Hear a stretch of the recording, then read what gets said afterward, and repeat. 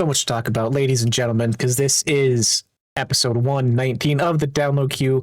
At our new, fancy, nice early morning breakfast semi-stream. Grab your coffee, grab a bagale, sit down with us as we talk and cover all things Summer Game Fest. This is why I had to leave. I had to go be right back real fast. So I was like, No, you don't turn your camera on until we record. Oh, We're wearing the same shirt. What's up? Same shirt. Audio listeners, we got the good, provided by Kyle from the Nintendo store in San Francisco, Mario Tanuki shirt. Raise the roof. We're giving you more than Nintendo did this past week. Kyle, how are you doing? Post Summer Game Fest, a lot of new announcements. 2026 SGF is done in the books. Yes. Yeah, good. I mean, a long week of announcements, a lot of Destiny 2. I'll admit, there's nothing to talk about. There'll be episodes later about all of that. But yeah, long week, but a lot of good announcements. I think overall, really good season, good E3 season. I don't think there was anything that I was like, about. Maybe not. Like for me, again, I think I'm in the spot of us doing this where I can look at something and say that's for me or it's not, and I can like identify if it's good or not, right? So like Nintendo, a lot of it wasn't for me. State of Play, a lot of it wasn't for me. I don't have a PlayStation, obviously. But I think overall the shows were good. I think they did provide a lot for a lot of people. And I think overall, like each show had something that stood out, did something for the platform and moved it forward. So every showcase I had one surprise, I think, for me, and that puts it in a good spot. So I'm feeling really good. Looking forward. It sucks all the bad stuff coming out after, but we're gonna ignore that for today. Other than that, it's been a fun week of all the announcements. Yeah, I'm very similar boat where my most anticipateds going in are still my most anticipateds now after the fact.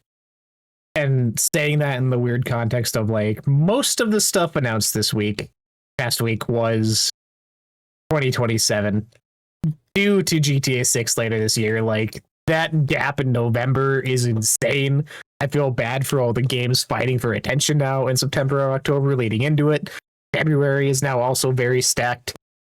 But yeah, we already had one game dip out of September after announcing it, Valor Mortis. They were like, never mind, we're going to move. So yeah, September came out to be a bloodbath. Which sucks, but understandable fully. Just made the showcase, and you're like, oh, this looks dope. And like, it has that February release date. You're like, that was supposed to be this year. Fable. Oh, yeah. Looks so good. That 30-minute gameplay thing they released. Oh. Yeah, no, it's like it should be a game of the year contender easily, and that's crazy to say off the trailers. Just the PS5 version. Oh, shut up about that. It's what I'm doing. But we're covering all things Summer Game Fest, covering IGN Live, covering the Mixed Summer Game Showcase because Kyle was there. It's going to be a very Kyle forward episode, first-hand experiences on the ground, playing the games. I want to start with IGN Live and then get into the proper showcases entirely. Oh, okay. We kept you late on Sunday during the Xbox showcase, doing post-show reactions. Obviously, you're like, I gotta go. Trying to go to this event, not gonna have parking. How was it this year? Was it worth it? Did you actually get to play stuff, or was it very similar of years past that you've got to go? Yeah. Yeah, IGN Live is their third year. It's the fan event. If you remember E3 and such, how they started doing tickets and fans could go to the thing. That's basically what this is, minus all the behind the clothes, all the demo stuff, all the stuff that Summer Game Fest has. This is for the fans, which is very smart. It's very affordable, $40 for the 2-day tickets, $25 for 1 day, and all that. So this year they were very spread out. I didn't go on Saturday, wasn't able to make it down there. But I did hear that it was a lot more crowded on that day.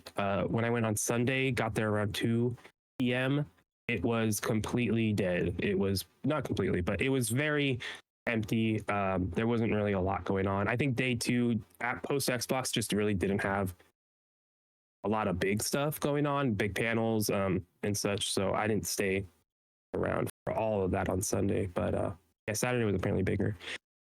Similar setup. They have the main stage floor, which you can watch online on their YouTube. Anything that they did live, that was the main show floor. Then they had a side room. Those were very similar. They did better at crowd control, I think, of just like blocking stuff off and having a bigger aisleway to go down. Upstairs was where the biggest change was, which is what I want to talk about more. Upstairs was always really, really cramped. First year, it was like nothing up there. Second year, they expanded, and it was just a lot more game stations. It's where you're able to play games with IGN host a daily fix, and do all that stuff. But it was really cramped this year, way spread out. They took down some of the barriers they had and took more of the space up. And there was more walkways. One of my issues was, or more places just to sit. The last 2 years, there were multiple times where I was just hanging out because I was there both days last year. And it was just kind of standing next to a wall, standing, like kind of just hanging out, crowded. There's no places just to chill. This year, there were multiple areas upstairs where there's a TV that watched the show, and then multiple couches and places to hang out. I saw multiple families with strollers and babies sitting and hanging out, which is what like one of my quote complaints were the previous years. Like, you advertise this as a family event, but there was nowhere to take care of your family unless you went outside in the hot sun and the food trucks. But and you couldn't watch the show then. So they alleviated that, and I thought that's a really smart thing. You want this to be a hangout, come play some games, experience, be around the event, wait for your next panel you want to go to. You need to have places to chill and not. Yeah, so they made that more accessible. It was not as loud up there either, especially in that zone. That was another complaint that I had. It was just so freaking loud, and it's a small building. It's a warehouse style thing. It's it's going to be, but I think they're taking the right steps. Partially, I say this, and then I'm going to say that. I say that, and I'm going to say this. I do worry about the longevity of the event. They were constantly on the lead up, giving out free tickets all the time. Like every day, I think they gave out 30 free tickets. They marked them down the week of. So to me, I'm like, are you just trying to scrape as much money as you can from the event, or are you starting to lose some money and whatnot? So we'll see. I think it's a really, really, really awesome event. Not a ton of behind the scenes, not a ton of like games that aren't out that I'm playing there. Had axe throwing, that was cool. But Ooh. I played this game called Don't Fret, but it wasn't what I thought it was. It was cool. It's like a ID game. You're being chased, but you're a guitar, so you have to use like boards to progress through. Didn't play too much of it. That was the only game. Poem 2's demo was there, but that's on Steam. So stuff like that. A lot of similar things. Really annoyed that I get that I was there on day 2, but if someone buys a $40 ticket that comes with a swag bag, this charger, this portable charger, it to me does not equate a $60 value for that bag. I got this and a $10 off coupon for IGN store online. Last year it was shirts and all that. So I don't know if you went on Saturday and you got more than just this one little thing in your swag bag, let me know. But that's pretty disappointing. The canvas bag is really nice. Oh, of course, the Green screen says no. There you go. Way better quality than last year. So if they're saying, hey, this is like $30 worth of the value, and that's the other 30, bullshit. Very, very shitty swag bag. If they were better on Saturday and by Sunday they were shitty, why don't you have enough for everyone who buys the band? Buy it beforehand. You should know how many you have. It's annoying to me that you buy something and it comes with something and it's like, supplies, why last? No. People pre-ordered, you should have enough. So we'll see. But yeah, that just seems like the bag seems like we need everyone to buy $40. If we get everyone to pay $40, we can understand our budget more than if we have a bunch of variances between 25 and 40. Like the going from a medium to a large. Like, well, it's only 50 cents more. But yeah. overall, I think very good event. Very, very good event. I am still excited to see where they're going. I think again they took good steps overall. Way better flow. Yeah, good time. in looking at just stuff that they have listed and what was there, like it's in the case of Summer Game Fest, it feels like a weird outing to try and do because it is just not about games. Like this is kind of a all media, all nerdy thing. Cast from Jackass was there. Uh, cast from the Avatar: The Last Airbender stuff. Clips from Supergirl. Like it's kind of an all-encompassing nerdum of things fit into this week of just games. And then when you look at the games that they had listed, like you said, a lot of stuff that's already out. A lot of old stuff. Split Fiction was there. Mario Bros. Wonder. Smash Bros. Ultimate. Like stuff that's not a catch, you know?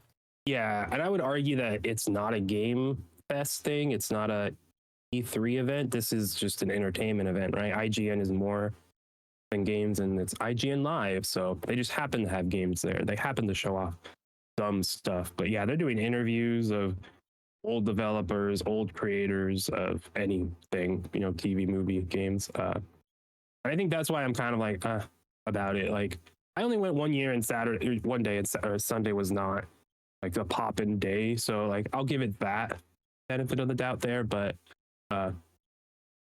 overall, I think they might be like coasting, not making enough money off of the live event, you know. So like, we'll see. I think they did a big growth. 1 to 2, big growth. 2 to 3 was not as big. But I would love to see more game stuff. Like Kiln could have been there, you know, like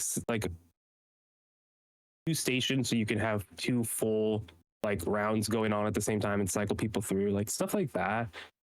They should do like competitions, like games done quick, stuff like that, right? Like the panels are just, it's just watching an IGN show live essentially, which is what the event is. It's IGN Live, so that's what the people want. How you get there. But I think you could. I guess is this a convention or is this just going to stay what it is, right? And we'll see. But very good event if you're around next year if they're doing it. Keep an eye out for it because it's worth going at least to one day. Something that was there I need to ask about. You sent it to me briefly. And since I've seen more and stuff has been released, I'm slightly interested. Stage Tour. The new Guitar Hero game was there. How was that? Because at first it looks super janky. It does look super janky, right? But it looks and runs and feels just like Guitar Hero 3. Like of that era Guitar Hero. And not like in a shitty way, in the best way. It's Guitar Hero. I think they have 7 songs announced. They're coming out later this year. Plastic instruments and everything. It was very fun. Just played 1 song, but it feels exactly what it needs to feel like. I've had Rock Band 4 installed on my console 4 years at this point. I don't know when I will install it. Stage Tour might make me uninstall it. Very looking forward to it. It's Guitar Hero, my guy. It is Guitar Hero. They're looking at adding more instruments eventually, they were saying, but as of right now, it's just a guitar and whatnot. Was there any word on how, like the older Guitar Heroes, you could play with your controller normally using the bumpers and triggers? Is that an option, or are they going full in on needing a controller? I didn't ask about that. I didn't even think about that aspect of it. That's right. I forgot you could do that. Yeah, just use a controller to play Guitar Hero. That's how I learned to play. I was doing expert on that shit because my friend only had 1 guitar. So like if we were doing co-op on 3, I was stuck using the controller like that sibling you don't like. I killed it though. That's crazy. I did that a couple times. I think, nah. It's cool though. It's Red Octane Games, original developers of like going back. So coming back to this in 2026 when things are the way they are, I am shocked and hoping it succeeds. Recession indicator. Plastic instruments are back though. I hope it takes off. I hope the licensing can get figured out. I hope it's not a Fortnite playlist type thing, you know. I hope it's just, here's our 28 song set list, done. And it's like, fuck yeah, $50 for the game. Hell yeah, done. And probably will be live servicey, buy all the stuff, buy a season pass. They have not talked about any of that. They just did gameplay and 7 songs. Yeah, so I like, think we did what was the band that you called out in our Discord that you're like, oh, they had this? Because I think Oh, we they- played that song. Good Kids, Mimi's Delivery Service, which is like Yeah. one of the only songs I know by them. It came up on like a Spotify playlist of another artist I listened to. Like, this is a that's funny. banger. And then I opened up the trailer and I was like, holy shit, that's the song. Yeah, we played that one. Yeah, got 98 on hard. Hell yeah, he The did. guy who played with me, he was like, he got, hey, 99 better than you. And I was like, yeah. And he was on easy, but he didn't acknowledge that. And I was like, whatever, man, fuck off. So you're playing on easy, my guy. You saw what I was doing. I picked up a guitar after months and just ripped that out 98%, a song I never listened to before. Gonna bruise that guy's ego in front of his wife and kids. Plastic instruments. I love them. Please bring them back. Oh, I want to be able to buy one not for $300 because they're impossible to find or they're overpriced. Yeah, thank you for bringing that up. I totally forgot about Stage Tour. That's the one I kind of forgot, and I was looking at the list like, oh yeah, that was there. I just walked by and I was like, oh my god. Oh, also in the line as I was waiting to play it, the Scenic Gamer came up and we were hanging out and talking for a little bit. This guy is going across the country. He was a former teacher, retired. Go across the country. He's playing games where they take place in the real world. So he went to Fallout, or he went to Fallout. You went to holy shit. He went to Las Vegas to play New Vegas. He was on the Queen Mary in Long Beach to play a cruise ship track on Mario Kart. Right. He's just now going to the UK to play a bunch of stuff like Forza, the one in London and such.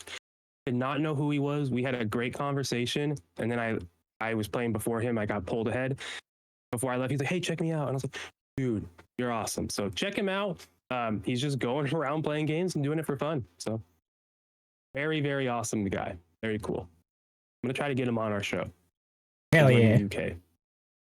But I think post UK would be awesome to hear about it because this guy is just taking Generator, a GameCube, and a CRTV and playing shit on the beach, playing stuff at Vegas. Like it's cool. David Dobrik did the same thing after he started doing it. So pretty cool.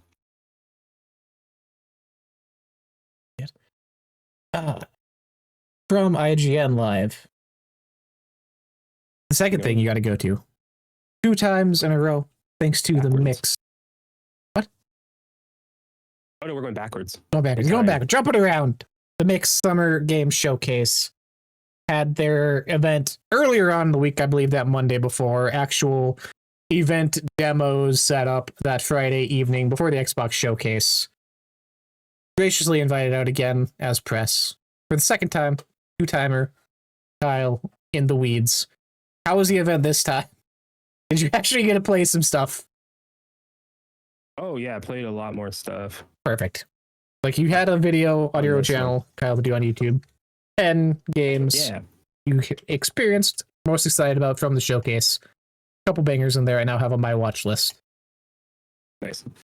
Yeah, there's some shout out again for the event. This is hosted by the Media Indie Exchange. They are just do this event and curate indie games, give them a platform to show off, get demoed, and get discovered. They do 2 events, one in spring with Kind of Funny, and then one in summer, kind of just on their own as attached. Same time as Summer Game Fest and such. It was at the Grammy Museum, which was really cool. So, that was fun. Overall, it's very similar to the other event, but I'd say the vibe this time is different because spring was with GDC. So that's a game developer conference. You're showing off your game and developers are there kind of networking. It's a different vibe, right? This one being Summer Game Fest, it felt a little more party, a little more hangouty, while there was still a lot of people playing games.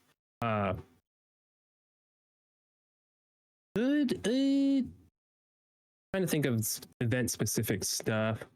Yeah, it's a very similar event. I really like what they're doing with just getting people and just like it's an open room and you can just wander around and talk to developers and developers can talk to each other. I think that's just like a really cool thing and it's really awesome to see it again.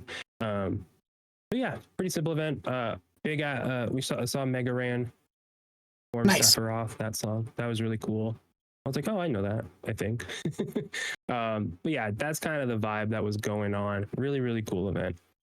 Talking about the games now, there was a ton of games there, but yeah, I got down to 10 that I was like, these are ones that I keep thinking about and whatnot.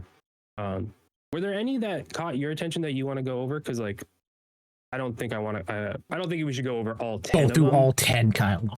Yeah, I mean, I could list them real quick, but yeah, I don't want to spend too much time on all of them. But yeah, which ones caught your attention? Not from your list, but what I mentioned before that was here, Well Dweller, which I was not even aware was the game being made. Is I made. cannot find this game. It was at the showcase. Made by Kyle Thompson, not our Kyle, but Kyle Thompson, who previously obviously made Crypt Custodian, which I played earlier this year and fell in love with. Also made Islets and Sheepo, but this is his new game, which is still slated for 2026. A dark fairy tale Metroidvania full of charming characters living in a wretched kingdom. Play as Glimmer, a tiny bird armed with a matchstick who must burn the wicked queen to save his family. If you're looking at this, the best I could say is a mix of Crypt Custodian, which you would expect, and Death's Door in a 2D style.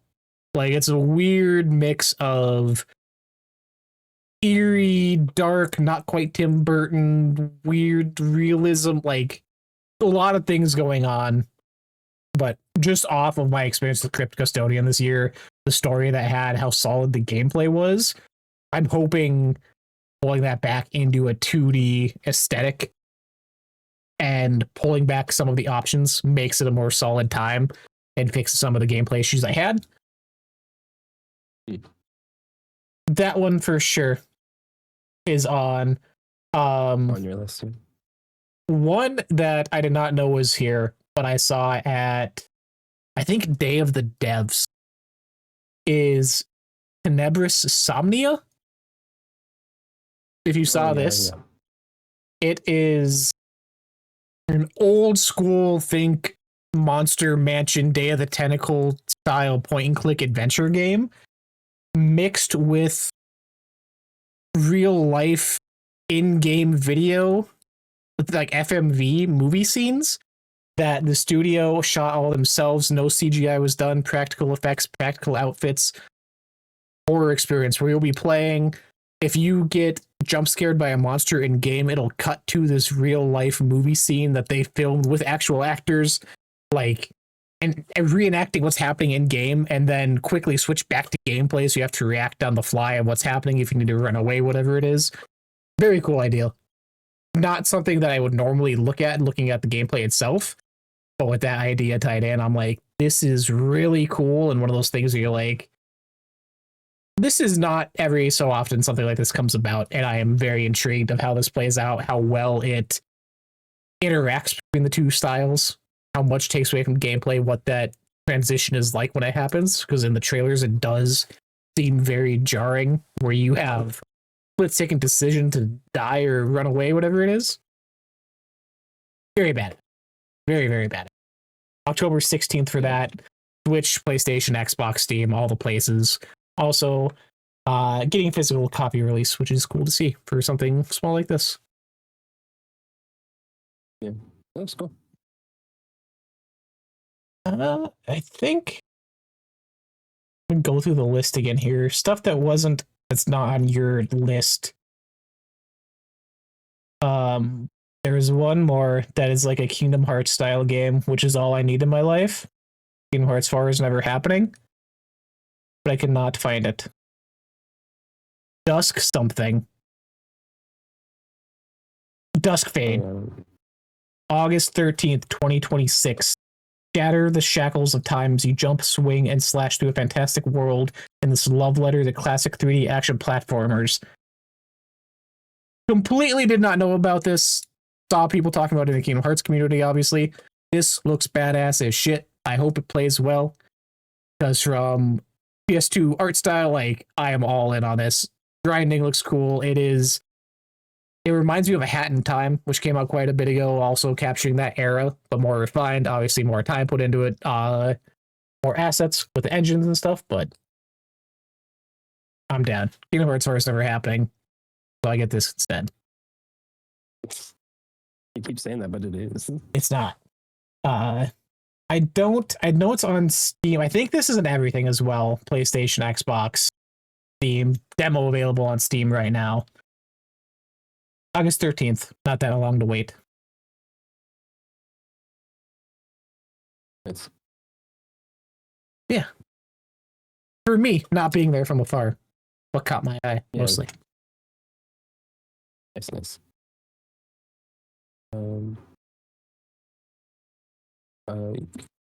Were there any games? You said there were games on my list that caught your attention. Yeah, no? Neighborhoods. Which ones? Yeah, Neighborhoods to start Okay, yeah. off. talk Most- about that. The team behind it, I forget who it is off the top, but they made stuff that I also enjoyed before. Yeah, Well- Eline Media is a developed and published by. I don't know if you have something else attached to, or like you know the developer itself. It's just stuff they worked on before that studio type situation. Okay. I'll look it up on here. Yeah, Neighborhoods is a cozy city sim where you shape streets to help people thrive, gather, and develop strong opinions about a particular bench. They're reimagining the city builder as a city fixer. This one, in the mix showcase, caught my attention very quickly because of the art style and a city builder. I fell in love. I still love City Skylines. It just doesn't open on my computer for some reason. Thank you, Game Pass, and random weird things. Also, remember City Skylines, just like the development team is no longer the development team, and now it's a whole other team working on it. Crazy stuff over there. But anyways, so this caught my attention. Very into a city builder, but the idea of it being a city fixer is interesting. And talking with them, it's just all about the granular stuff. It's about helping the people before you're moving on to a big thing. I think in City Skylines, it's very easy to like build 2 streets, and then you're zoning it, and then you have 20 buildings, and all of a sudden, in an hour you have a huge metropolis, right? This game seems, it's neighborhoods, right? You're focusing in way more on block that people within there. You just want to make everyone happy. So if they are walking, they have their job and they have to walk by and the street's covered in trash, they're not going to be happy. So you have to put trash can up, you have to pick up the litter. Oh, it's sunny on the street, put some trees up, make it better. So you're improving their lives in that way, adding businesses, and the businesses had, each person had like wants and needs and such. So maybe they like movies and gaming. So you would want an entertainment thing. Some people like to eat and cook. So you'd want a restaurant, right? So you're matching things that way within the gameplay. But yeah, really, really cute. They're still working on the art. They want the claymation style. They want to change based on everyone's mood and whatnot. You can look through the building windows and see how people are doing. So if they're not doing okay, you see them in their house not doing okay in whatever way that was. It's a really cute, strong premise, and I think the art style is so, it just makes me want to play it even more. So I'm hoping the gameplay can keep me into it. Played a little bit of it. It does feel exactly how you think it works, how you think it works. I think the big thing here is the long-term progression. Where is it going? How big is the city, the neighborhoods? When what are the challenges with each one? Is it mostly just making it beautiful in my own way and decorating, or is it, you have to do, are there challenges where it puts me in specific ways and you have to be creative and whatnot? We'll see. But really looking forward to this one. Yeah, it was a mixture of the art style and listening, like watching trailers and stuff. It lets you do the city building aspect, the 2-point aspect of placing things to raise happiness, check all those boxes, but without the stress. Like, it feels like a much more cozier experience of that, where it's not something you need to 100% focus in on. Give your time when you're playing, like a more casual time while playing, which was enough for me. The other thing they did, which chaotic. The other thing they did, which I was thinking about, they did Never Alone, which was shortly after the Xbox One launch. If you remember games from back then, following Nuna and Fox, which it was very steeped in like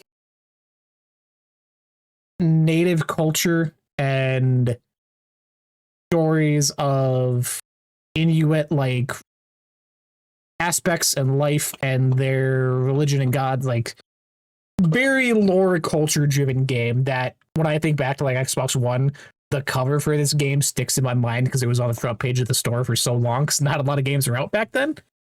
I played the first one, really loved it, never got around to the second. That was the one that, like, oh yeah, I do remember this from 12 years ago now at this point. But That's interesting. Yeah, but Neighborhoods, it's on Steam, early access later this year, no date. A lot of stuff didn't have dates, which is kind of what the mixed games are. Either like they're out or they're coming out very, very soon, or it's like, we don't know yet. We're still playtesting. Like this next game, if you're good about Neighborhoods. Next one is Gunstoppable, I want to talk about. Solo developed by a guy who's been making games since he was a child, which is just blows my mind sometimes. But this is a momentum-fueled roguelite. A momentum-fueled roguelite FPS where speed is damage. This game just felt really fun to run around and play. It reminded me of Sunset Overdrive in the movement where you're grind and then the goal is to keep moving fast. So it's not like you're bouncing and everything, but you want to keep moving. The faster you go, it raises this percentage on the bottom right, and that will increase your how fast your shot, your fire rate, and your reload speed. So you're able to do more damage quicker in that regard. And then, yeah, as you go through levels, you're leveling up, and then you're choosing different abilities in a traditional roguelite way. It just feels real nice to play. The movement and everything. You have a grapple, so you're able to like jump around and then grapple onto a zip line or a rail to grind around and shoot things, and you can jump off, grind or grapple to an enemy to do some damage, get some stuff, grapple back out. Very fun. One of the levels, the guy before me playing it was having a hard time with, and by the end of it, once he died and such, the developer was like, "Yeah, I'm still playtesting this, so like." We got to fix that. And he was going over some of the mechanics, like you got to shoot the arm, but that just wasn't clear. He's like, I got to make that clear. So this is the side of the mix that I really love, seeing people actively test stuff and like figure it out with people. Really, really, really cool. But this one is still being worked on. But yeah, published and developed by Cage Studios, which is that solo dev. But yeah, Gunstoppable. I could see this. It feels like a neon white type of thing where yep. You know, people will play it, fall in love with it. It might not be the biggest thing, but it's going to be fun as hell. It is fun as hell already. Yeah, I think 2027 date on that one, or no date. Let me pull up my Steam. Oh, Steam says August 5th, 2026. Unless that's changed. Okay. No. Like I said, I'm pulling up my Steam because I don't want to get anything wrong. And yeah, Steam and Xbox at the end of the trailer for that. How did I write that? With this, I watched the trailer. It looked cool. Does it play more like a brutalistic, you're getting your ass kicked all the time, or is it more leaning into the we want you to have fun flying around, doing the movement, and just make it through? Flying around. I still think it's hard. Like I was running around dodging things a lot, like to extend a fight on one of them. Like I was having a lot of fun with it. I forget how you heal up. Doesn't really matter. But yeah, I was running around a lot trying to stay alive and whatnot. But I don't think it's like a I don't know. I think the balance is really good in what I played. I would say it's not aiming towards the brutal side, more of the fun. Good. That is enough for me then. Because yeah, watching it, I was like, this looks like something that's gonna infuriate the shit out of me. That's fair. Yeah, planned release August 5th, 2026. Which is that's real cool.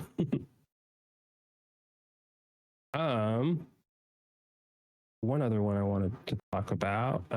This one I think is going to be big. Erosion. Game called Erosion, which has shown up at a couple showcases, and I was very excited it was at the mix that I could play it. This game is a voxel-based game and very Hades-like, but it is a twin-stick shooter. I cannot wait for this game. This game feels awesome. It is awesome. The story that they're telling, the mechanics, the systems should be awesome. The story is your daughter's been kidnapped. Every death cost you a decade. Explore a roguelite open world where your actions reshape the timeline. Join a cult, steal a ride, gamble cheddar, collect 100 plus weapons and abilities, demolish destructible voxel dungeons. And with the question, can you save your daughter before time steals her away? Yeah, you gotta go find your daughter, and there's a whole open world where you can go and do stuff, play poker like you saw, help the villagers and make choices. So the one example that they kept talking about in the demo and whatnot was how there's a cult in a village, a chicken cult, and then the villagers, and you can choose to help the cult or you can choose to help the villagers. And then when time progresses 10 years, that will affect the world. So if you help the cult, everything's going to be taken over by the cult. If you help the villager, the cult will be dead, and that will progress things. And each area has that. There's multiple branching points. In this trailer, there's a menu that kind of shows off the timeline really well. I think that mechanic is what's really going to be a really cool feature of this. Like I said, you go in, it's like a waves of or not waves of enemies, but you're going through a dungeon, shooting enemies, getting abilities and whatnot. But when you die, it progresses 10 years, and that's what the story will change. And the world will change too, and you'll and whatnot. With choices and everything, you're able to change. Eventually, they want to add. Perfect. They want to add the ability to go back and change it. So on the screen right now, you see farmlands on the right, help the cultists, and then overrun. And there's three more options that are blacked out. So there's going to be replayability. They want you to eventually be able to say, once you're like near the end, you'll go, oh, wait, I should have actually did this up in the farmlands. So then this down below can happen. And this, you change everything. So you're able to go back and change it eventually. They really talked about that a lot. So that really interests me. This menu also, I think, shows the roguelike format pretty well, right? You can see the beginning, the middle, and then it continues on as well. Yeah, any questions so far about like that side of the system? Because I think that's like part of the game, not really the combat side, but that system's really interesting. No, I mean it looks bad. I'm a sucker for voxel art style, and like this looks so clean. It's a good way of letting what you would normally look at as another roguelike kind of stand out and hold its own. The themes around it look cool. Is this the one, you might have mentioned it, but I saw a trailer or someone talking where you died. Is it like fast forward 10 years? Is that this one? Yeah. Okay. Yes. Yeah, so when you die, the whole world and time progresses 10 years. So your daughter, I think it's 20 or 18 at the beginning, and then she turns 20, so she'll be 28 after that, and so on and so forth. And that story-wise will change everything. Mechanics and stuff will change as well. Like if you help the cult, or if you did nothing, 10 years will progress, and you'll see the world change, and new quests and new stuff will come up. They said it's about, I think they said 60-40 dungeon open world-ish split. They want you to explore. They're trying to find that balance of getting you out there into the world to explore, to go back into the dungeon. I think the dungeon is the combat. The open world still has combat around it, but it feels more of the story, more of the quest, more of the upgrading, more of the doing that side of stuff, with the dungeon being like, all right, let's go save your daughter. But yeah, the voxel art really cool. There's vehicles you can change. You can go around and drive around the open world, and you can find any of them, steal them, and go. I think there's 20-something vehicles and whatnot. They have an update that they just did that they added hover racing with the vehicles. What's the point of having hover trucks if you aren't going to race them? Yeah, that's true. It feels really good driving them around too. So yeah, you gotta add. If you can, you can. That's awesome that they added that. Yeah, the weapons too, and abilities, really cool. Reminds me of Hades. They brought it up as I was playing. I was having a hard time at the beginning playing this game, and the developer was like, I can tell you played a lot of Hades. Use that second stick a little more. And once that clicked, I was like, oh yeah, I just wasn't playing it right. Which is, I don't understand why that was an issue, but whatever. But yeah, there's 100 plus weapons and abilities. They put me on a max level or a big build with a bunch of upgrades and whatnot at the end. And oh yeah, that felt real nice. The way things started chaining together and affecting other enemies as one thing happened and area effect stuff. So there's going to be that build crafting within it. A lot of different weapons, they said, types and whatnot. So I'm excited to just play it. It was really fun. It was fun not being fully powered up, and once they gave me a full kit, I was like, oh yeah, this is fun too in a great way. So this is top. This might be one of the top games of the whole weekend for me. Nice. It caught my attention from the art before I even touched it, before I played it. I think it was an Xbox showcase, if I remember, a long time ago or last year. So yeah, being able to play it and it feel this good and so far be this good, I'm very, very looking forward to Erosion. This one has no date. I'll have a play test on Steam and whatnot. So, Going into the Xbox side, if you're in the Xbox ecosystem, if we throw back to about 3 years ago, this is being made by Plot Twist, which may not sound familiar, but they made the last case of Benedict Fox, which was a game at the Xbox Showcase a few years back. I want to say 2 years, if I remember correctly. That is on screen. So if you like that, it's obviously a drastic change from a 2D Metroidvania, but good to see that's good. studios pop back up after being on the big stage. Is real cool.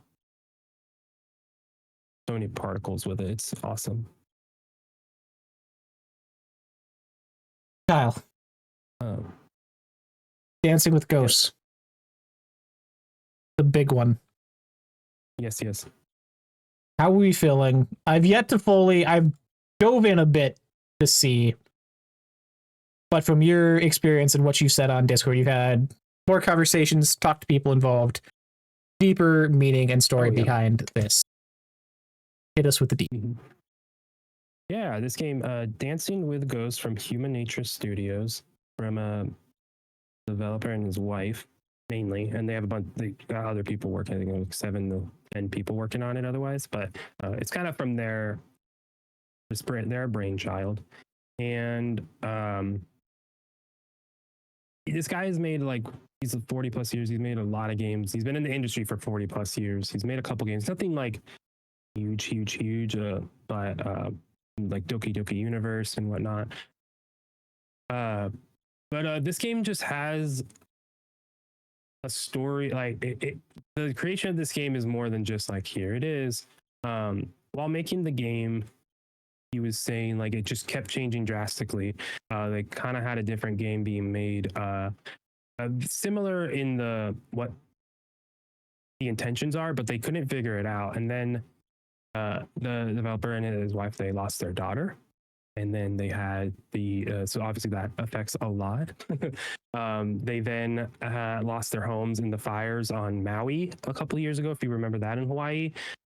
There's that. They had almost lost their life personally. They had a death of the father suddenly. A lot of shit in a lot of quick couple years. And talking about it with the developer, you kind of tell that this was still not something they're going through, right? I think obviously grief is something that's always there, ever present. What is grief if not love persevering? Thank you. That's a vision. I was like, who said that? I was like, God, I still remember it because it's such a good line, but who said it? It was just like, wow. So there's a lot of heart and soul and passion in this game, and they're not like saying, oh no, we don't want to talk about it. It's like, no, this game is helping to talk about those things and talk about death and talk about just what that means and what life is and what life can be, right? The game is following a girl who lost her parents, which Greg, developer, that's a crazy twist right there, my guy. Gets me all choked up. But yeah, and she feels bad, she feels resentful, and then that's the story you go off, and you're going around this Thai village. It's based off of their wife's experience and culture, and they're trying to tie all that in, developing it. He's talking to her, seeing what fits. It's a lot of her experience as well, which you feel that in the art right away. Following school, and her girl she just wants to go around and help people and help this ghost that only she can see. And obviously there's reasons for that, but that'll be explored along the way. Some of the gameplay you're doing is you the character, she's dancing, and she's scared too because her mom she's now passed. She doesn't want to make her feel bad. She doesn't want to, not be worthy of carrying on the dancing, whatever. And the mini game works is that you're just moving your mouse up, down, left, and right to the things. But even then, and that felt like it didn't work. It felt like it didn't work well. But I think that's the point, because I think this, as you're doing it and you're not really hitting the beats every time on perfect beat, your character is getting frustrated. And the whole premise is that she's just wants to figure it out, wants to honor her parents, wants to overcome this stuff. So I think there's reasons for that. I just feel a lot of passion in this game. I picked up the game, started playing it, and I was like, whoa, this game is really cool, really cute. There's like something to it. And then I talked to the developers and I was like, oh shit, that is felt in the game 100%. There's something really incredibly special about this game. They got fully funded on Kickstarter. Their PR person is helping them out of the goodness of their heart. There's just something really cool about this. And I am incredibly excited to see it. This is something I'm already reached out to with them, hope to get him on the show to talk about it. Obviously, like the content, I mean, his life is hard not to think about and get emotional about, and put myself there and be like, oh. So there's that, but this is a really, really beautiful thing. And it reminds me of games like Man Roger and stuff we started playing, and I started playing in the last couple of years, where it might not be an incredibly deep narrative. It might not be incredibly deep gameplay wise, right? There might be some frustrating things over how you're controlling the character. For the demo, I was using the mouse to go left and right. It's one of those type of games, but there's intention and purpose and passion behind it. And when games do that, man, it's hard not to love it and not appreciate it. And then when it also can like relate or to you in general, and you can parts yourself in it, man, it's even better. And that's just what this game is doing for me personally. So very looking forward to it. And I'm hoping like this. Yeah, I'm cautiously like scared for the story. I feel like it's just going to be very poignant. There's going to be something they're trying to say, and I love that. And people to turn tragedy into art, into this, something for us to play and have fun with. Like, amazing, congrats, and I hope it's going well. But yeah, that's Dancing with Ghosts.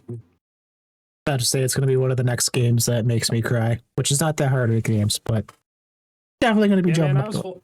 I was holding tears talking to the developer, because he was you just saw it and you're like, oh my god, okay.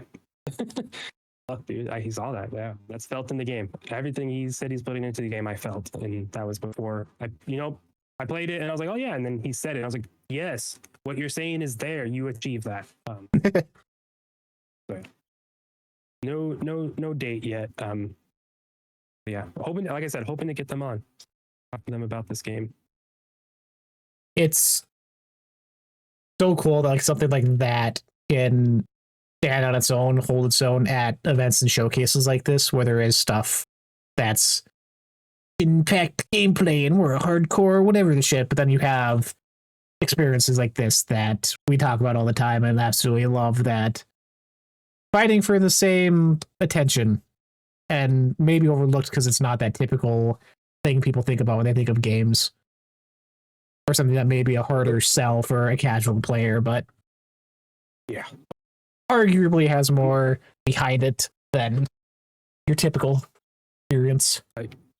More people will relate to something like this than like Call of Duty, right? Like, sure, you might have more fun in a Call of Duty, you're shooting, you get that, but like relatability wise, like I'm sending a video of their kiosk. I hope it gets there. It's sooner than later. They made a bunch of handmade dioramas of the village. Oh god. Hold on. There was one, they had like a switch on it, and I didn't film that one. But oh man, this is a view. Figuring it out. I can't tell because the Discord window's what your camera's on, but hopefully it's working ish. I'll post it on my socials too. But yeah, you can see it's blurry because it's zoomed in as hell. But yeah, all that is handmade, all that is real, all that is physical thing. And it's just like I get like games companies do that, right? Like here's like, oh, come get it, look at us. Like I get that booths sometimes will grab your attention. This again, it feels different. Like this is like, we love this. I want to make a diorama of this. Yeah. So yeah, really, really cool. Yeah. It was the first game you walked up, you had to take elevators to get to the floor. And as right as you walked in, it was right to the left. They had a big section. So I think people know that this game has something and that this means something. They had a nice little one of the bigger sections in the mix. Nice. Good to hear. Mix, always good. Always a lot of good games there to check out, obviously. Maybe we're back for a third time. Who knows? I'll go. Hey, my goal is to go to GDC next year. I want to go to the Game Developers Conference. That's what my goal is. So, GDC, hit me up. But yeah, my hope is to also be at the mix. They like us this much. Hopefully. I love them. I hope it goes both ways. Yeah, I did see the creator Jordan. I was trying to talk to him, the creator of the mix, but right when I was about to, I was like, "Oh, he looks busy," and then he got up and started talking on the mic to everyone to introduce Mega Ran. I was like, "He was busy." That's some guy. I didn't stop you. You would have been like, "Hi, yeah, okay, cool, bye. I have to go introduce Mega Ran." Anyways, that was the mix. Very fun time. Good time. Real quick here, some other stuff throughout the week. When you were doing that Saturday, we were also selected as co-streamers for this year's Wholesome Direct that I live streamed and watched. A couple things from there to highlight. Not a lot to go off of. Again, a lot of stuff that's way further out or stuff we've seen before. Discounty, which you played, everyone's been telling me to play, getting a massive update coming out with a new final actual ending to the game, a lot of new items being added, a lot of just everything. It feels like this is the complete version of the game, quote unquote, that is releasing very soon, which is good because it seems like the best time for me to finally hop in, listen to people that have been suggesting it. It's out now on Steam and console later in the summer. I think July or August, they said. So okay, that's if you what have it on Steam, you can go play this update right now. Yeah, Discounty's awesome. I loved it, and I fell off, and now I'm like, perfect. Needed a reason to go back. I saw my Switch, and I see it. I'm like, I don't want to get into it yet. Like, it's going to take some time out of me to get back into it. But I'm going to wait. So people are profit, free expansion, branching storylines. Thank you. That's awesome. Very fun game. It's new final chapter, 3 all new endings, new characters, job events, buy a house. So a whole lot of stuff there. Yeah. Colorbound was also there, which is one that you played at Mix Spring Showcase. Still waiting on a release date for that, but still looks just as good. Literally everything, Switches, PlayStations, Xbox, Epic, Steam, Humble Store, wherever you want. Yeah, August 2026 for Colorbound, it says. Nice. We got games coming out. Oh my god. So many. Rest in peace, Wallet. Stop covering this stuff. I find too many things. That's crazy. Dungeon Taurus is one I want to shout out when this showed up. I don't want to use the term friend slop, but mix that with Pokemon Snap, and you have Dungeon Taurus. Literally from like being able to throw items at things to summon new creatures, take photos of. That's totally not Navi in the trailer. You all follow each other on a straight line like a amusement park ride, taking pictures, throwing stuff at each other. There's a thing where I believe a guy throws a rock or knocks one of his friends with something that falls from the ceiling, and you can get a picture of that, and then you rate each other's photos however it does. There's a scoring system similar to Pokemon Snap. Just a fun time. Not something that I would normally look at, but I was like, oh shit, this is my childhood on the N64. Yeah, you'll see this everywhere for a good week or two. Yeah. Streamers play it together. It's going to be me and the streamers. Hey, I like it. Fun. Looks cool. Can't wait. I don't think no even window for that yet. being developed by KMLO Studios, which from what I've gathered is a 2-person team, possibly. They have very separate social media accounts, but Tome 2 here, obviously. Can't wait. Oh yeah. Don't need to say anymore when I was anticipated. You can go online, fund the Kickstarter type event for a Tato plush right now. Help us get Tato plush. He carries a knife. They're not asking. Walk the Frog, new one revealed, developed by Walk the Frog, is a 2D puzzle game where you play as a frog, obviously, but it is entirely done on post-it notes, where the world is created by post-it notes. You can pick, drag, and drop to create new walking paths, help solve puzzles, close gaps if you need to get across things. Just a lot of unique openness. There's been a couple things that I've done this before. There was a Xbox game a few years ago done on like street signs that was kind of similar. Unique concept. Love the art style. Love how everything's looks like it's hand drawn on the post-it notes itself. Don't know how in depth or deep it's going to be. If it's going to be a shorter experience, you would imagine, but something new and unique. Nice. What was the other? I have one. Hit me. Moomin, Midsummer Madness. A game about the Moomins. It's a book that I've read with my daughter once. Just a point and click adventure, story rich, casual puzzle game. I'm looking for more simple games that I can see my daughter playing in the next year or two, couple years, not year or two, next couple of years. And I saw Moomins. I was like, whoa, they're making a Moomin game? And it's like, yes, they are. And I think that's very, very awesome, very cool. We need more stuff like this everywhere, because games are for every age. And with Bluey getting more games and they're doing so well, I was like, this makes sense. Oh, this sounds like how cute. And also the art is just really good. I mean, it's inspired off of the books and such, but it's a really nice little art. I'm gonna call that one out. Yeah, did not know that was an established thing. Obviously, I have no child, but Moomins are around. I didn't either until someone just gave us a book, and I was like, oh, cool, Moomins, whatever these are. And then I started seeing Moomins everywhere, and I was like, oh, Moomins are bigger than just like some random book. I thought it was just some cheap little book, you know? And you're like, thanks. No. Established IP. Paralives is the new totally not The Sims game that everyone's falling in love with for the creativity aspect. Doing a free update with unpacking, which is fun to see. Shout out more other indie games. In-game stamps you can use to send letters, in-game shirts and items from unpacking you can put in.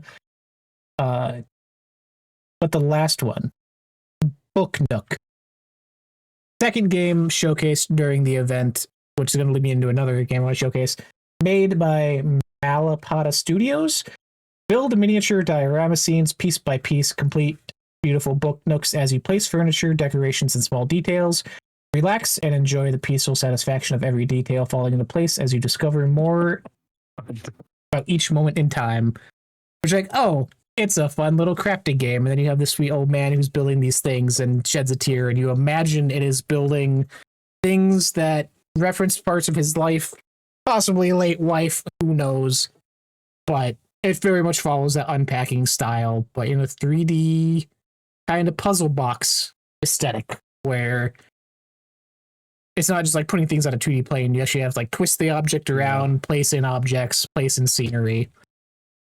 That's crazy. You really can make a game about everything. Anything. Yeah. I love it. This is so unique. I missed this one.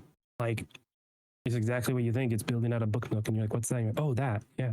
Yep. I want to read a line on their Steam. Relax and enjoy the peaceful reward of every detail falling into place as you slowly unfold memories with each diorama you build. Yep. Each diorama is going to have a story. Yep. I'm gonna be crying. You're gonna spend like hours doing it, and you're like, and then you're like, now this is how they died. You're like, what? And this is the place they died. So cool.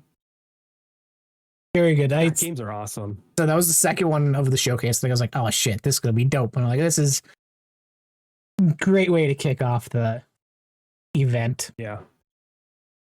That one's cool. Which leads me real fast into, forget where this one was showcased. I want to say it was the PlayStation one because I feel like it's been a while since it was revealed, but forever ago. Another one coming out: Steam, Epic, PS5, Switch, PlayStation, or Xbox. This is, oh, my sound is up. The one about the old guy and his dog traveling, walking narrative game that they revealed up with the video up here. Annapurna. Yeah, another one. Yeah, okay. Can't wait. Emotional strings are pulled, but what I reached out to, hopefully. Oh, nice. Yeah, this one was at Summer Game Fest. Not that I played it, but so I expect was it the next nice? week or two. Yeah, I expect the next week or two we might get some info from people who played it. Yeah, they had a full setup. I saw a post where people were like sitting in front of like the van. I think they had the van there. Maybe it was just a picture. Perfect. They had a nice little setup for it. So hopefully, yeah, we get more because God, Annapurna and these type of games, you just see it and like, oh, that's gonna be good. I'm gonna cry a little. It's good. I thought about it when it was announced. I saw Annapurna. I'm like, what was it, a year or two now when like people left and it was like, well, were they going to be the same publishing studio? Still finding absolute bangers that I can't wait to hop into. Like, have not lost their touch or what they're helping promote and the games they find. Yeah, that was a mess. Also, Day of the Devs, close out for Day of the Devs this year. Super Ukulele Cart. I alluded to this one when we did our Xbox Showcase predictions. Was not a Banjo-Kazooie from Playtonic, but instead they're going back to original Super Mario Kart, Super Nintendo, and making pixel 2D racer in that style. Looks real good. Love the character models. They're introducing a lot of unique mechanics that have me intrigued for a racing game I normally would not look twice at. They're really calling back to that old school couch co-op Mario Kart rage bait where, oh, you're getting blue shelled, you're getting red shelled, you get stuck behind the finish line getting just bombarded by items over and over. They have a mechanic built into it, which they haven't fully revealed. But if you get hit by 2-3 things in a row, you feel a rage meter for your character that either gives you like a bonus boost or you become invulnerable or like a superstar type thing that happens with it. So curious to see more of what that looks like. But Playtonic just perfect at capturing that old nostalgia. Ukulele was so good with their 3D aesthetic, so I'm imagining a lot of the team behind Diddy Kong Racing can capture this old school racing and how it felt back then. You're able to create your own races, rules, and rivalries, online multiplayer, time trials, and leaderboards, up to 8-player local split screen multiplayer. Fun. Not that I have friends for that. But cool. Either way, can't wait. I don't believe there is a specific window on this yet. It was full screen. A dumb PC joke. Get out of here. I'm staying here. Nice. I haven't watched Day of the Devs. I need to watch that. See if anything piques my interest there. Pretty solid. I don't. Part was there. That horror game I mentioned earlier was there. Nice. I don't love that they do it immediately after SGF. Let Tim Schafer do his thing, okay? But I don't watch it. But you could. Because I do other. I drove down to LA that day. You don't want to sit there extra long? In that room who watches it just walks out and they don't get to see. I don't know. It's just interesting. I wonder like if it actually helps and what the thing is. Because for me, I didn't watch it because it was on that day right after, right? Yeah. Either way, hey, whatever. I'm sad they didn't do a live event either. Tim's a busy guy keeping his studio afloat with Xbox news. They have no games out this year. What are they doing? They had them all last year. What do you mean? Can't kill him. Oh yeah, you're right. I thought it's been a year. Summer Game Fest proper. Anyways, 4 Day of the Devs. yeah. Anything from that showcase. It was not a show for me. We mentioned at the top, or Jeff mentioned at the top even. Games are for everyone, but not every game is for everyone type thing. I very much fell into that category here where Final Fantasy VII, we finally got part 3. You got your trailer before starting part 2. I'm sorry, Kyle. No dumb. It's Tupacs and so Stranger Than fucking Heaven. It was a weird showcase. I don't know what to think. yeah. That one's weird. I don't like it. I don't like just that. Like, it'd be different if it was just in the game and you're like, okay, this is marketing. You're using a dead person's likeness and who they were to market your game. But it's something that's done in Japan, and so it's like it's just something that might just be a cultural thing. At the end of the day, I don't think it's really that big of a deal. Unless you get in there and the game, he's like, I'm Tupac. And it's like, all right. Like, okay. Right. Like, obviously, it's not going to be done distastefully. I think there's a lot behind the scenes, obviously, with the estate and who owns a person's likeness once they're dead. Fucking, I hate the world we live in. Why does this matter? Why is that a thing we have to worry about? Who owns the likeness of someone when you're dead? Like, it's weird stuff around that. But other than that, the game looks fucking awesome. And I just love every clip of everyone going, what? And just laughing because it's just, what? You see it and you're like, what? Not on any single person's bingo card for this year. Like, Snoop was enough. Going further in. No. There's no way you could have predicted that unless you knew. Crazy. But January 15th, 2027. Can't wait. Yeah. Release date I'm finally. really looking forward to it. Watch some content with people like who played it and got hands on, and it sounds awesome. Like the combat, and it sounds tough, rough, but like I'm really excited to get into this, try it out. I'm happy they're doing a new combat system as opposed to the Yakuza stuff. Like that is going to be really cool, and the story is getting me.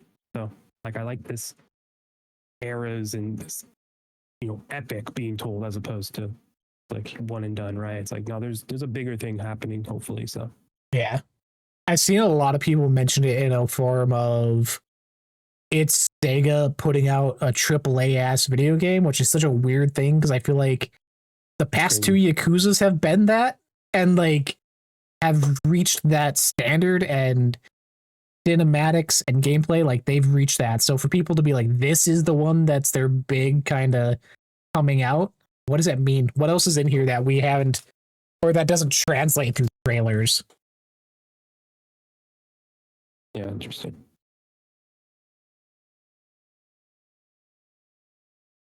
Yeah, overall, I think the show was.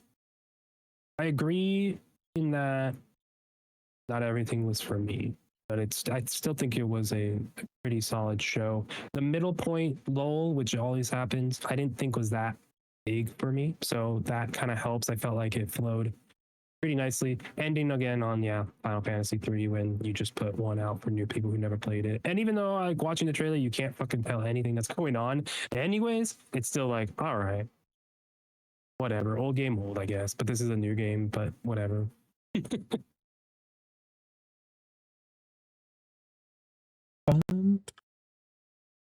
Did Crossfire get your attention at all? I was Did you literally see just this one pulling that one up. talked about? Yeah, I've been keeping an eye loosely on That's No Moon, wondering what they're doing. This, honestly, I'm disappointed with, not disappointed, that's the wrong word. I'm not as looking forward to this because of the style, because of the John, it's a military game, right? I'm just not interested in that. It's a realistic type thing, and you're doing stuff. I just don't care. What they're doing tech-wise is really interesting. The adaptive cover-based stuff. I watched an interview with the developers on this, and like they are from the ground up rebuilding and rethinking how cover-based shooting works, right? So if you're, as a cover material, it's a small rock, like you can't. The same animation isn't going to look the same, right? They have to hand make animations and hand make grips to figure out how the gun is going to look over things. Like this is an evolution of what it can be. So that's really cool. I've seen more interviews like that, like got me sold on why this game is being talked about so much and so highly. Because watching the trailer, I was like, it's just another military game. But it's not. There's tech behind it, and I hope the story and what they're doing can do enough to get past I don't know, military fatigue I am in with that. Yeah, see, I'm on the other end where at first I was like, oh, another military game. But then in the trailer, it started doing weird story beats that makes it. I don't know if I want to say supernatural, but like weird shit going on where certain phrases are said, but then it like does a weird cut to like a different scenario in that same setting where it's like weird. I don't know if it's time travel-y, but very. Yeah, it says the pair's fraught alliance is their only chance at overcoming the existential threat ahead. And then there's nothing else hinting at what that is. And you're right. Watching the interview too, they were very careful about not saying too much about those aspects of the game. So there's something hidden. There's something that might actually, be more to what this game is, but I'll call that out. It was enough where I was keeping track of like stuff I was interested in, and at first I just kind of threw it away, and then I got halfway through, I'm like, oh shit, this may actually be like something cool. It gave me kind of Spec Ops The Line vibes with the narrative. On Steam, it says similar to games you've played, Call of Duty and Control. And you give me a Call of Duty Control? Man, there it is. I'm in. I'm already in on this. So yeah. So if they're doing something unique and fun that takes it beyond just a military game, I'm in. Look out the actress from The Boys. Is it? Which one? Isn't it Jack Quaid's wife? Oh, I mean, she's more than just that. I'll be clear. Way to itemize I just her. don't know her name. I'm so sorry. A couple racing games from Summer Game Fest. I was like, whoa. I didn't know you guys were married. There you go. No wonder he kept posting about this game. I was like, why is he posting about Crossfire so much? Well, yeah, that makes sense. Ubier, or a new Frank himself. We didn't even talk about PlayStation State of Play. They don't need to. You don't got one anyways. I 100% I want a PlayStation to play God of War Laufey. I bought a PlayStation to play God of War 2018. I played them all. Not the I just played 2018 and Ragnarok and Valhalla. I'm like, fuck, I need to buy a PlayStation to play this. They just have something, man. They just have something. And I don't know. I don't get it. I don't know. Crazy. Can't believe I sold it. Why didn't they tell me this was coming out? You got that Switch too, though. Yeah, but it doesn't play God of War Laufey. I want to play as Faye. I want to see Frank. I want to see Frank turn into a person and be like, oh my God, that is Faye's old husband. That's my prediction. There's going to be drama. That's a person, not a cube. That's a person, not a cube. Put it on the box. Thank you. Justice for shapes.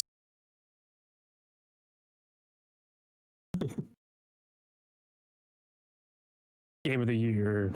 IGN, masterpiece, blah, blah, blah. Cube is not person, not a cube. Real fast, another one to shout out. Clutch, Maverick Games. Oh, yeah. Bunch of Playground game team members unveil new game, Clutch, on May 22nd. Working on it for more than 3 years from a studio headquartered in Leamington Spa in the United Kingdom. Also, where Playground Games is. More story-based take on Forza. There is... I'm trying to find here. Thing is not loading.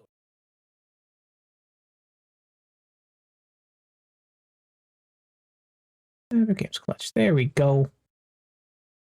Also, their logo screwed me up because from a distance, I was like, that's just kind of the Playground Games logo twisted a little bit.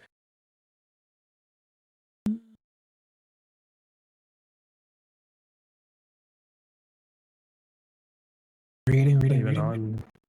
It's so hard to find. This one, okay, I can talk. This one, I'm so intrigued because we obviously played the shit ton out of Forza Horizon 6. Only I'm not going back because of seasonal stuff and this weird bug that apparently got patched so I could play it again. But like, I think the idea of a story, a racing story where it's more grounded, right, is really cool. And I think that honestly is needed. Like if the driving is driving, right? If it might not be this as the level of a Horizon on their 6th game, right? It has Forza Motorsport as a starting point too, which is years for Horizon, right? The driving might not be clutch, might not be the most tight and clutch, but like if that story is really, really good, this game is gonna be like well loved. I think people are itching for something like arcadey story racing. And I think talking about Galactic Racer, I see it on my screen. Like I think that's also a good point, having a story within that too. I think fun the race, and we've done that for years now with Forza, but why are we racing? Why does one race? Why does one race? It's for the pink slips, baby. At the heart of Clutch is a cinematic story about family, legacy, and betrayal. Caught between the prestige of the R1K Pro Circuit and the expressive underground street racing culture of the Midnight Collective, siblings Theo and Cass Martial become entangled in the conspiracy spreading across the Riviera's racing world.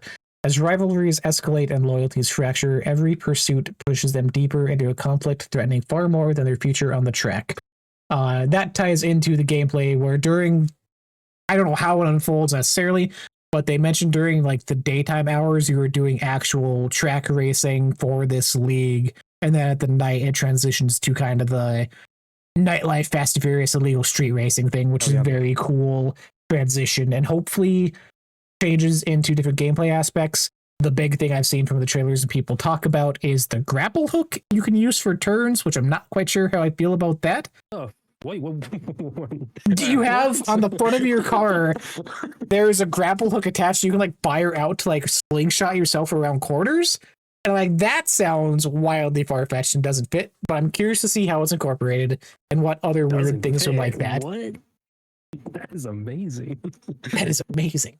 Yeah, weird stuff like that. Game has underglows, which everyone suddenly is like, why do we have this in Forza? Very cool. Yeah, I remember when they first showed it off, and I remember they first showed this game off, and that's where it started popping up. Like, Forza, how have you not done this? How have you not done underlighting? Oh my god, dude, crazy. Yeah, I can't find that for it later. And a grapple hook, 2027, coming to everything. Yeah, everything about this, everything you just said and explained, makes me even more into it. I hope like races in the day, you can only do like 1 or 2 in the morning, 1 or 2 in the afternoon. And like it forces you to move forward if you're doing races, right? Like that'd be a way to progress it. It just, yeah. I wonder how much is the cinematic story about family, legacy, betrayal? Is this like a single player game event essentially? Well, yeah, I don't, it is a cinematic open world action driving game. So you would assume it's similar Forza Horizon setup where you can pick and choose when you want to go to missions. And it just takes you to the daytime if you're doing a daytime race type thing, or if it's actually like you're stuck on this path and have to do these things to unlock the next set of races. But yeah, how they mix the open world with their story is going to be the big thing, right? Anyone can do not anyone, right? But there's a Forza Horizon, right? There's open world racing done almost perfectly. So what is this going to do? Excited. Yeah, 2027, that sucks. Everything's 2027. Do you have any interest in Blood of Dawn Walker? In Blood? I see it in content. Everyone's hyped about it. Bunch of ex-Witcher devs. No. I forgot this was announced, and I have no memory of it. I don't know what to think. No, it hasn't caught me. Unfortunately, this just falls in the same vein as a lot of other games, right? Like I said, the state of play in our Discord was the state of sword games, right? It's just it just falls into a brown, gray, dirty looking aesthetic that is swords. I think it will be really cool. I think it'll be fun if it drops to Game Pass eventually, you know. Like I could see myself hopping in and like being like, oh, this is really cool. But yeah, even the idea of playing an open world dark fantasy action RPG set in 14th century Europe, I just don't care.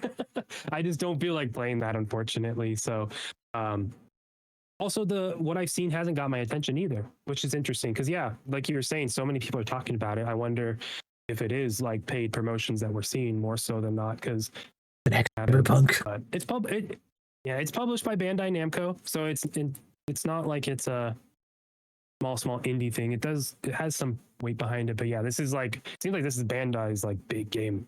I mean, it is their big game of the year. Well, they got their Ace Combat coming out too, and the new Gundam game they announced. But yeah, You're right. So sorry, I ignored those. how dare you? Yeah, I was in the similar boat where we were watching these. I was watching all these showcases, and Hannah was on the other couch reading and stuff. And every time she looked up, she's like, "Is this the same game? Is this the same Japanese sword game?" I'm like, "No, this is something new." Is this the same game? No, this is something new. Like, it sucks, but everyone's chasing that kind of cinematic, not Dark Souls action game. Is this Unreal? Is this Unreal Engine? Dawnwalker? Yeah, because that was the critique of Unreal Engine 5 is that it looks the same. Maybe this is one of those games. Okay. I don't know. We're just talking.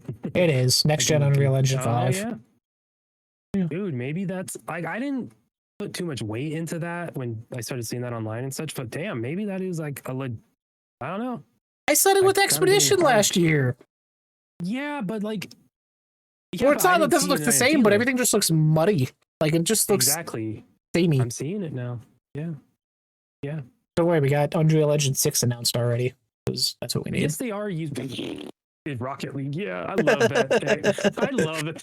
It's like, oh, a new Rocket League. Wait, what? They have what?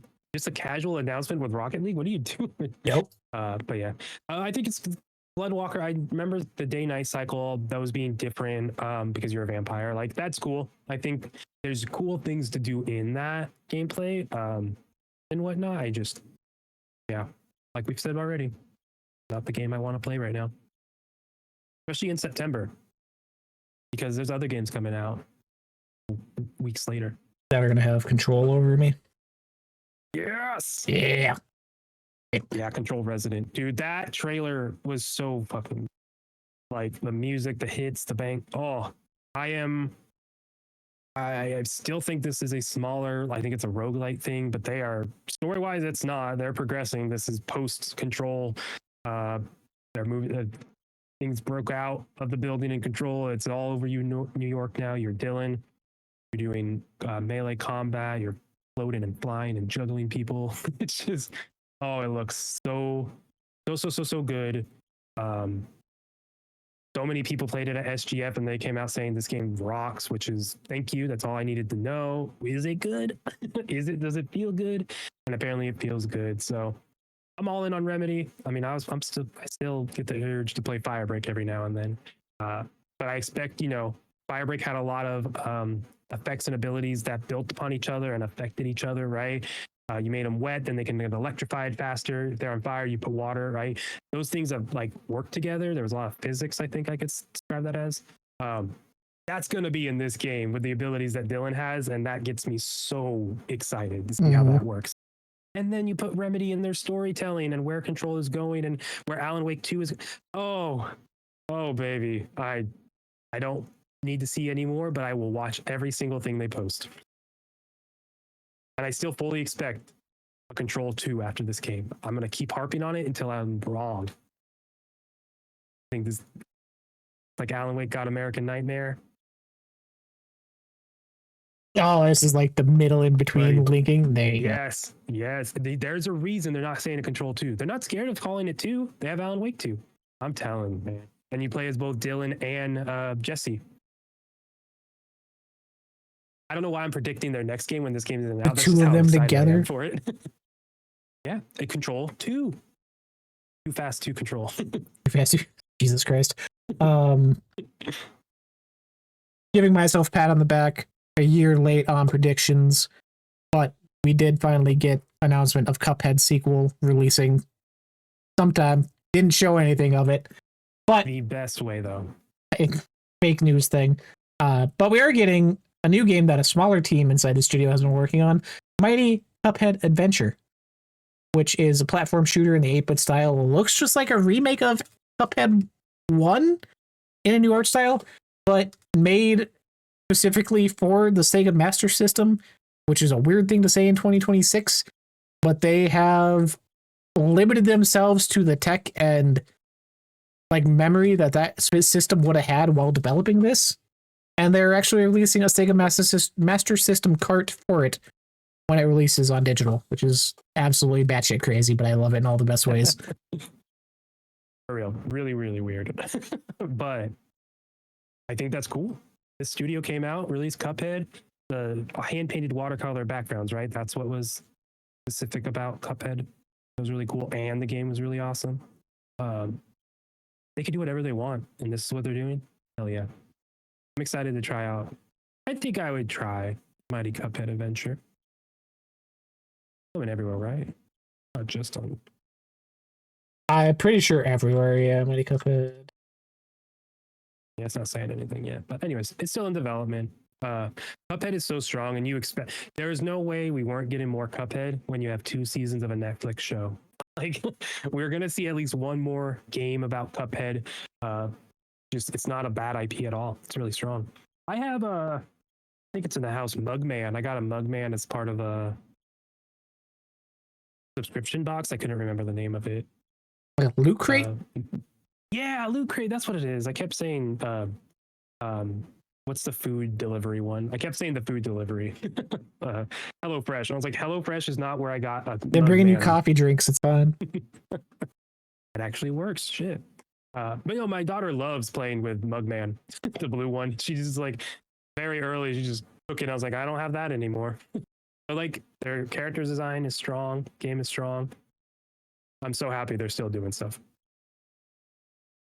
I'm very curious. Obviously, we didn't get a lot from the new Cuphead, but having just played it for the first time end of last year and beating it, I'm curious to see what the sequel looks like. Because they say in the release for it, work has begun on a brand new hand-animated Cuphead video game. So many things about this project that have us energized, and in true Studio MDHR fashion, we are pushing ourselves to continue improving on our craft in all areas. If the art style is the same, if they move forward with Disney animation and it looks like the Renaissance era, what that looks like. I'm curious to see just visually how the game presents itself. Is it like the announcement trailer they did, the fake newscast? Ooh. Like, is it in that style? Ooh. That'd be crazy. That's the I think it's tease. more. That would be really cool if it looked like that. I think it's more likely similar to what the Netflix show is. We don't know any money and who's funding and who's supporting Studio MDHR, but like, I don't know. It wouldn't surprise me if Netflix is helping fund this because they have a show on Netflix and not. And the game will release on Netflix as well, gaming. Like, right? Like, that's not going to surprise me if that ends up being true, as long as it's still the same game and the art isn't bad. But yeah, I mean, hand-drawn, animation, like, you know they're going to go all out. How soon do we get this? Do you think this is hey, we just got this done and we are now starting work, or Cuphead like 2 or 5, Adventure? 6, everything. Well, I mean, do both. Adventure, I would imagine next year. Oh yeah. For the new one, they find it again. Development is still in the early stages, but rest assured that we will have lots more to share when the time is right. So that's Cuphead 2 2028. Yeah, that's fair, yeah. Because you would imagine the new Silk Song is Cuphead 2. Because like the building blocks are there. If they're doing similar art style, just refine, like they have the parts of how they made Cuphead 1 there, so they're not starting from ground zero. Yeah. Engines there, parts are there. It shouldn't take as long, even though it's been 10 years now already, but wow. That's crazy. Cuphead does not feel that old. That's crazy. It is. Yeah. What a time. Yeah. Yeah, you wonder if they were working on stuff or like were they just twiddling thumbs, just doing Netflix shows and now just started that? Like, have they already been working and now it's just officially we're in pre-pro? Anyways, excited. It's Delicious Last Course came out 2022, so minimum 4 years already. All right. Good. Summer Game Fest. Okay time. Yeah. Final Fantasy VII. Close out that we've been waiting for a year. Nah, I left. I knew that was going to be the one. I had to drive. I'm surprised they showed it how they did. It sounds like, I mean, it was a big showing, really weird. I think the way they showed that kind of tells me there wasn't a lot here with people skipping with GTA, right? I think you could say there was a lack of thing, right? That's my only critique overall, whole show. No, I I mean, really would have loved something not Final Fantasy as the end. Man, imagine Kingdom Hearts 4 would have been crazy here. we got it at the direct. No, it's the thing we talked about with the Xbox show where PlayStation did it with God of War, end on this 20-minute thing. Xbox did it with Gears, start end to end on a half-hour thing. This was Jeff's. We're going to end on Final Fantasy for 15, 20 minutes, and it just... I don't know, for not being a major fan and like just now trying to get back into 2, it all just looks so samey to me. Like, I don't need to see that much when it looks like the last one, and I don't know the beats that were going off of for story-wise. Like, it was a weird choice, but people were happy with it. Yeah, especially like I said, just came out, and there's a lot of people like me just came out on Xbox. Maybe they just started it. I haven't started it. Haven't bought it. And then that's the end of the show, and you're like, oh, do I turn it off now? Like, no. It just, I mean, hey, it is what it is. It's not the end of the world. That's just obviously Square Enix has this, and then they have Kingdom Hearts 4 later. Like, so you can see their cadence where they're getting all 7 out, Final Fantasy 7 remakes out, and then we move on. But yeah, it's interesting that they're hanging on these so long.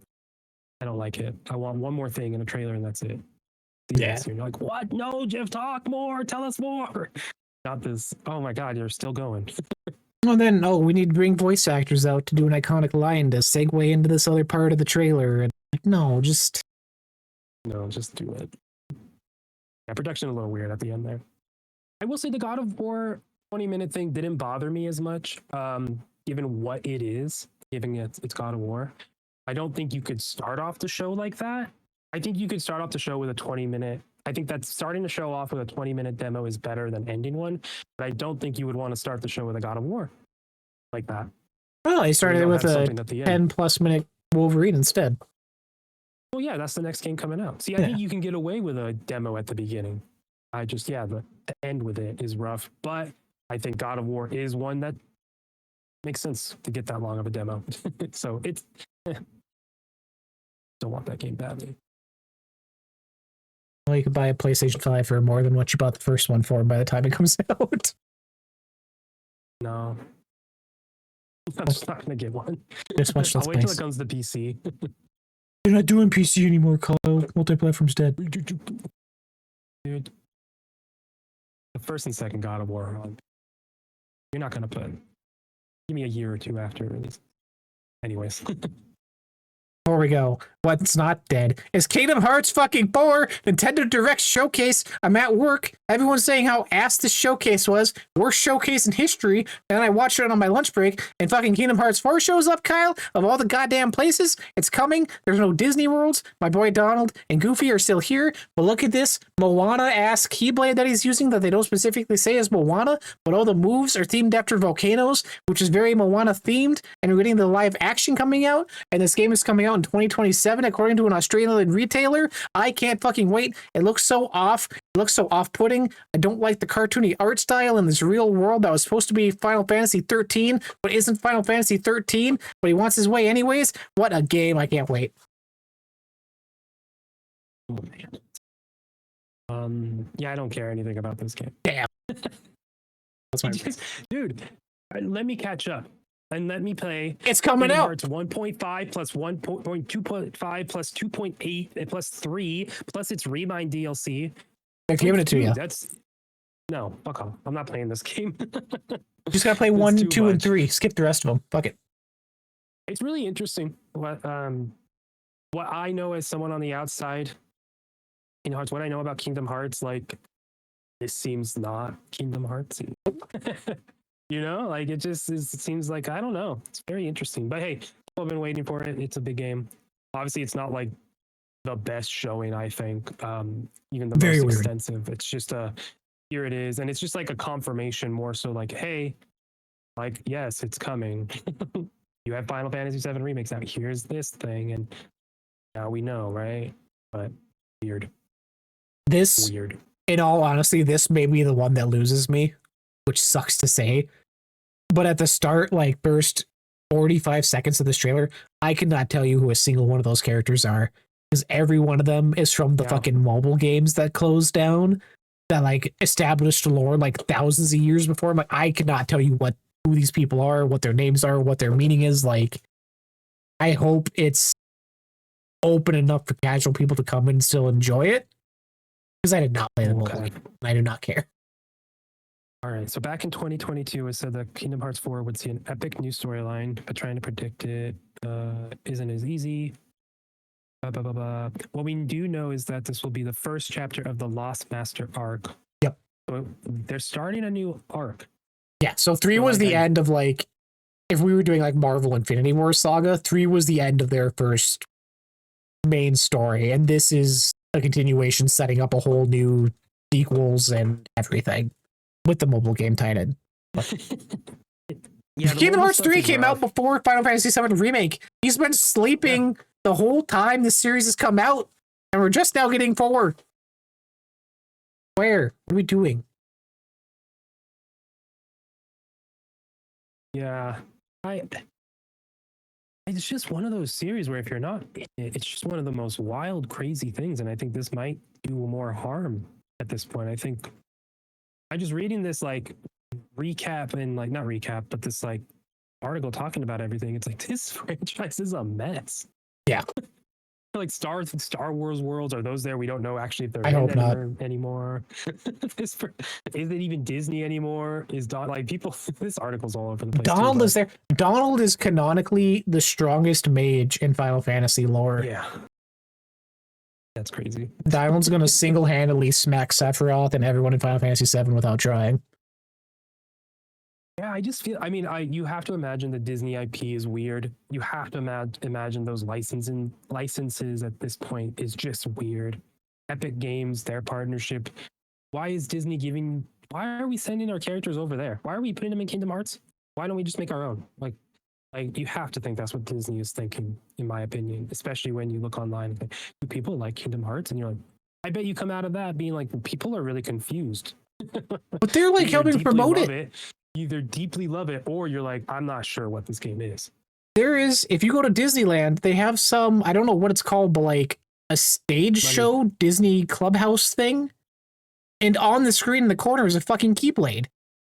That doesn't mean anything though. Like, but they're referencing it and acknowledging it. They have the characters show up at meet and greet night still. Like, they're chill with it. Deal with it and taking advantage of the property and the IP and knowing that people will buy tickets to go see the character is very different in my opinion.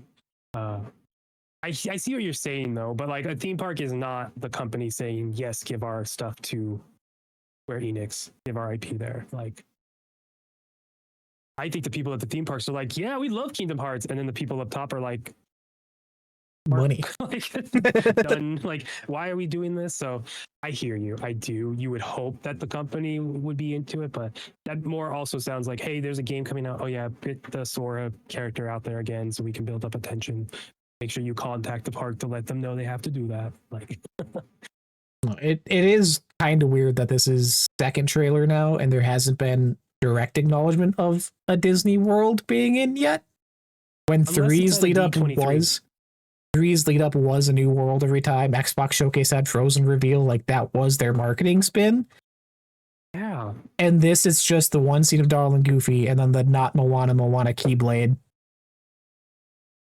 But I'm like, it's weird because this one is like, I mentioned it in my rant, but like the city they're in was supposed to be the city for Final Fantasy 13 when Nomura was involved, and then he got pushed off the project. Then Final Fantasy 13 happened, like, was it 15? It might have been 15. I don't know, or the two. Like, this was supposed to be the setting for a whole other Final Fantasy franchise that we're now bringing into this lore. Like, maybe they do just go back towards the Final Fantasy aspect of it and have it be visiting Final Fantasy worlds. I don't know, which would be cool. They just go revisit all the worlds in Remake and Rebirth. Yeah, visit City in 7. It's just like the same exact. You're in maps and Xanarkin from everything. Final Fantasy X? It's sick. E23 is August 14th that weekend, so we could be getting more in August for a Kingdom Hearts 4 stuff that isn't the craziest timeline. June trailer, August deep dive with Disney World, Disney Worlds being shown off. That Australian retailer who's leaked 2027. Yeah, see, dude, if it gets past D23 and there's no word about any other Disney stuff, like that's wild to me. That'd be crazy.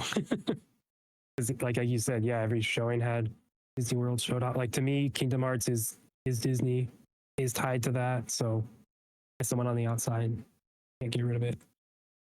I guess you can. And Square, while we're here, fuck you and your AI usage, you rat bastards. Terrible decisions. Yeah, which one are you? Which one? The cover for the new collection, fully AI. Donald's got 4 fingers on one hand, 5 on the other. Textures on the bottom of the shoes don't match up and flip. Like, it's just, I can't believe they are openly marketing that, putting it on social media posts with no care in the world. Like, you guys have the money to have artists. You have highly recognizable Final Fantasy artists. Get to it. You know what's pretty crazy? They probably don't even have the money to fund the AI long term. That's the thing here. Like, it's so expensive to do these models and everything. You're seeing these other ones like kind of pop real quickly, and like companies be like, "Hey, shit, we just spent." I just wonder, yeah. Oh yeah, this is a fun piece of artwork. You got it pulled up, yeah. Donald, the hand with his staff has 4 fingers. The other one's got 5. The bottom of his shoe in the bottom right is just completely off. Like, they were just putting this on box art. Just wild. Disappointing. Mickey's tail is like red coming off of his shorts, but then just kind of gone. Yeah. Where? Come on. Yeah. Be better. It's sad. With that, though, they just to not pay someone a salary to just live a life that they are forced to live because they were born. Like someone was born and now they have to just struggle and not get paid because AI is going to do it for them. Fuck this, man. that will do it for our Summer Game Fest 2026 coverage. June is halfway over. Half the year is gone. We are now in the waiting period for the fall games. And Gamescom, I guess, if you want to. Gamescom has stuff sometimes. What do you got going on in the coming weeks? As we're trying to set stuff up in the back end for the show, more guests coming on. Hopefully some exciting things happening. Yeah, we got some fun stuff in the works. Stay in the know with us. Yeah, more Destiny 2, more Marathon. Dude, I'm in love with Bungie. Xbox did an update where they changed your game played time from days to hours. Hate that. I have over 4,000 hours in Destiny across Bungie games. I was gonna say, is that just Destiny 2? No, that's just Destiny and Destiny 1 and Marathon. I got almost 350 hours in Marathon. Nice. I have 600 plus on Destiny 2 on Xbox. It's crazy that Marathon, I'm halfway of how much I played on Destiny 2 on Xbox, because I played mostly on PC for Destiny 2. That's 2,000 plus hours. But I'm like, how? Oh, shit, I played a lot of Marathon. But more of that, more 007 uploading on the channel. Not live streaming that, but those uploads will be up. Got part 1 and 2. Dude, James Bond is awesome. 007 First Light is awesome. It is exactly what I need. It is hitman, mechanics and walking around trying to figure out what to do, but it is a narrative and it drives you forward a little more. They've been holding my hand just the right amount, and I know it's going to open up even more now, and I'm very, very happy with this game. It is such a James Bond movie. It just feels so damn good. Very impressed with it. Is it a me game? I want to jump in, but I'm I have worried no that it's not idea. going to click. I have no idea. Damn it, Kyle. I don't know.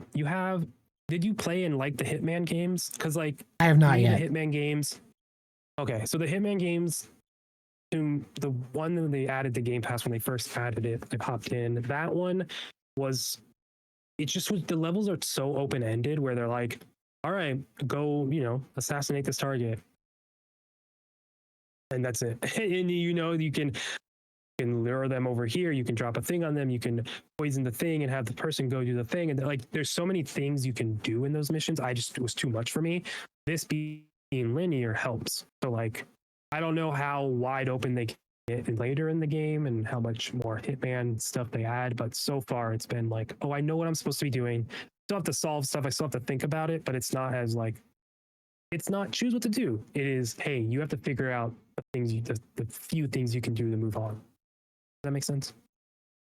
It does. Doesn't answer my question, but it makes sense. Well, because that's just how the game is. So I Yeah. don't know if it's for you. It looks really cool. Every time I don't. see clips, I'm like, that looks badass. But just the open-endedness of it, I'm like, I